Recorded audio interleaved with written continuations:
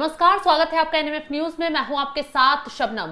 दिल्ली लाल किले के पास bomb blast होता है, कार में ये ब्लास्ट होता है। 10 लोगों की मौत की खबर अभी तक सामने आ रही है, कई लोग घायल हैं, इलाज चल रहा है। लेकिन इस बीच कई अपडेट निकलकर सामने आ रही है। सीसीटीवी उस आरोपी का सामने आ चुका है जिसका नाम उमर बताया जा रहा है। लेकिन इस धमाके के बाद से पूरे देश में सिक्योरिटी हाई अलर्ट कर दी गई है। जहां उत्तर प्रदेश में जगह जगह पर पुलिस फोर्स को तैनात कर दिया गया है। वहीं बात महाराष्ट्र की कर ले तो जब ये ब्लास्ट हुआ था उससे कुछ घंटे पहले ही महाराष्ट्र में अलर्ट जारी कर दिया गया था। खुद मुख्यमंत्री देवेंद्र फडणवीस की तरफ से हाई लेवल मीटिंग की गई थी। ये मीटिंग उस वक्त की गई जब फरीदाबाद से एक डॉक्टर पकड़ा जाता है। आदिल नाम का ये डॉक्टर है और इसके पास से भारी मात्रा में अमोनियम नाइट्रेट मिलता है। उसके बाद आशंका गहरा जाती है कि देश में कोई बड़ा हमला करने की कोशिश की जा रही है, साजिश रची जा रही है। आज इसी पर चर्चा करेंगे। चर्चा के लिए मेरे साथ मेरे सहयोगी नम्रता मौजूद है। नम्रता, महाराष्ट्र में जिस तरीके से पहले से ही हाई लेवल बैठकें शुरू हो जाती हैं, सिक्योरिटी टाइट कर दी जाती है, खुद मुख्यमंत्री देवेंद्र फडणवीस कल से ही उथल पुथल में मचे हुए हैं, लगातार अधिकारियों के साथ बैठक कर रहे हैं। जितने भी सीमावर्ती इलाके हैं सबको सिक्योरिटी से टाइट कर सील एक तरीके से कर दिया गया है और उसके बाद ही ब्लास्ट की खबर आ जाती है और मुख्यमंत्री और सख्ती के साथ जितनी भी सिक्योरिटी टीम है उनको आदेश जारी कर देते हैं। यानी कि पहले से क्लू मिल रहा था, आशंका जताई जा रही थी कि देश में कोई बड़ा हमला हो सकता है। देखिए शबनम, अगर हम महाराष्ट्र का जिक्र करें तो हमारे देश में जितने भी राज्य हैं उनमें से महाराष्ट्र ऐसा राज्य है जिसकी जीएसडीपी सबसे ज्यादा है। दूसरी बात, मुंबई को आर्थिक राजधानी कहा जाता है, ये आप जानती ही होंगी। हाल फिलहाल देवेंद्र फडणवीस ने यह भी कहा था कि जो महाराष्ट्र है वो स्टार्टअप राजधानी के तौर पर उभर रहा है और यहां पर 40% से ज्यादा योगदान महिलाओं का है। यानी ओवरऑल अगर आप देखेंगे तो डेवलपमेंट के मामले में, आगे बढ़ने के मामले में महाराष्ट्र बहुत ज्यादा आगे है। दूसरी चीज यहां पर एक और बात समझिए कि जब भी इस तरीके के कोई अटैक हुए हैं या विरोधियों की नजर रही है तो वो मुंबई पर, महाराष्ट्र पर रही है, क्योंकि सबसे ज्यादा चोट अगर इंडिया को पहुंचानी है तो आप वहां पर डैमेज कर सकते हैं। और मुंबई में हमने देखा है कि कैसे पहले भी साजिशें की गई हैं, कैसे पहले भी आतंकी हमले हुए हैं। तो अब जहां तक बात है कि दिल्ली में ब्लास्ट होता है और उससे पहले कैसे पूरा हाई अलर्ट महाराष्ट्र में था, कैसे मीटिंग दोपहर में ही देवेंद्र फडणवीस ने बुला ली थी, इसके पीछे के कारणों को आपको समझना होगा। पहले कड़ी से कड़ी जोड़नी होगी। देखिए, चाहे सहारनपुर हो उत्तर प्रदेश का, जहां पर एक शख्स के फोन में से 4000 पाकिस्तानी कॉन्टैक्ट्स मिलते हैं। बताया जाता है कि वो ऐसे लोगों को इकट्ठा कर रहा था जिनको रेडिकलाइज आराम से किया जा सकता था। यानी वो एक संगठन बना रहा था पाकिस्तानियों के कहने पर। सहारनपुर में ये सारी चीजें होती हैं। गुजरात में एक ऐसा केमिकल रिसिन तैयार कर लिया गया जिसको अगर किसी चीज में घोलकर पिला दिया जाए तो मास लेवल पर लोगों को मारा जा सकता था। गुजराती और मारवाड़ी इन लोगों के निशाने पर थे। पाकिस्तान से इसका भी कनेक्शन हो सकता है। 3 लोग इसमें गिरफ्तार हुए हैं। यानी गुजरात में भी इसी तरीके की कार्रवाई, इसके अलावा जैसे मैंने जिक्र किया सहारनपुर में भी इसी तरीके की कार्रवाई। अब आ जाइए हरियाणा, फरीदाबाद में, जैसा कि आपने भी जिक्र किया, एक एमबीबीएस डॉक्टर के घर से मिलता है। पहले तो शुरुआत में खबर आई कि 300 किलो 350 किलो आरडीएक्स मिला है, लेकिन बाद में जब और विस्तार से चर्चा की गई, जब गहनता से जांच की गई तो पता लगा कि 2900 किलो अमोनियम नाइट्रेट मिला, मतलब विस्फोटक पदार्थ इसके पास से बरामद किए गए हैं।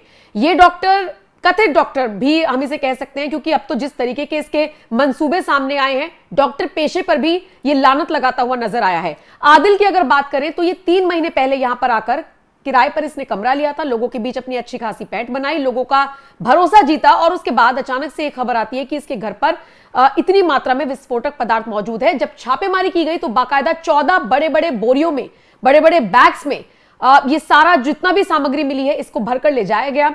कुछ हथियार भी मिले हैं। फिलहाल इसे गिरफ्तार किया गया तो इसको लेकर पूछताछ भी हो रही है। तो ये खबर आती है फरीदाबाद से जुड़ी हुई सुबह सुबह। अब जब कल सुबह सुबह ये खबर आई तो महाराष्ट्र के मुख्यमंत्री देवेंद्र फडणवीस पहले से एक्टिव हो गए।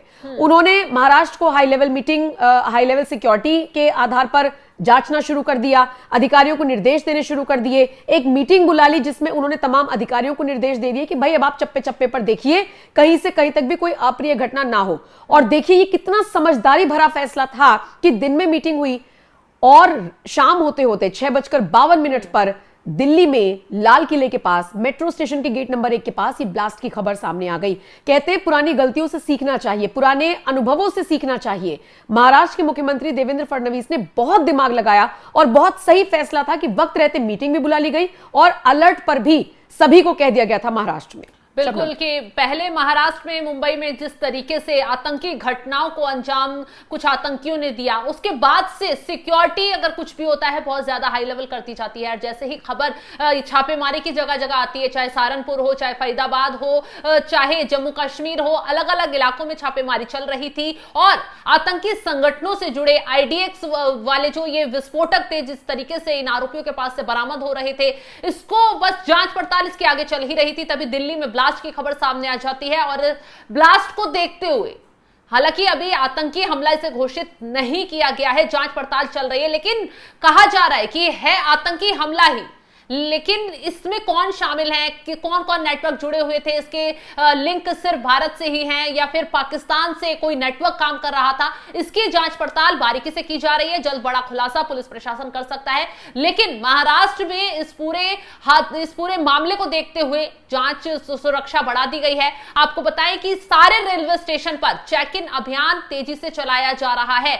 बड़े बड़े पुलिस अधिकारियों के साथ लगातार मीटिंग की जा रही है, उन्हें बुलाया जा रहा है कि जितने भी संवेदनशील इलाके हैं उन पर गहरी नजर रखी जाए। बाहर से आने वाली जितनी भी गाड़ियां हैं, जितने भी लोग हैं जो भी एंटर प्रदेश में करते हैं, उनकी बारीकी से निगरानी की जाए, सारे सामान की चेक इन की जाए, रेलवे स्टेशन पर जितने लोग मौजूद हैं उनकी चेक इन की जाए और सुरक्षा इतनी पुख्ता और इतनी सख्त कर दी जाए कि परिंदा भी अब पर ना मार पाए। क्योंकि जिस तरीके से ये घटनाएं चल रही हैं देश भर में, उससे यही आशंका गहरा रही है कि हो सकता है ये नेटवर्क कोई और बड़ा भी हमला देश में करने के फिराक में हो। आपको बता दें कि महाराष्ट्र की जिला स्तर पर यूनिट कमांडरों और शहरों के आयुक्तों को किसी भी अप्रिय घटना से बचने के लिए निर्देश जारी कर दिए गए हैं। टीमें बाकायदा गठित की गई हैं, ये टीमें अलग अलग जगहों पर लगाई गई हैं। तो महाराष्ट्र को, यूपी के बाद महाराष्ट्र सबसे मेन प्रदेश हो जाता है नम्रता,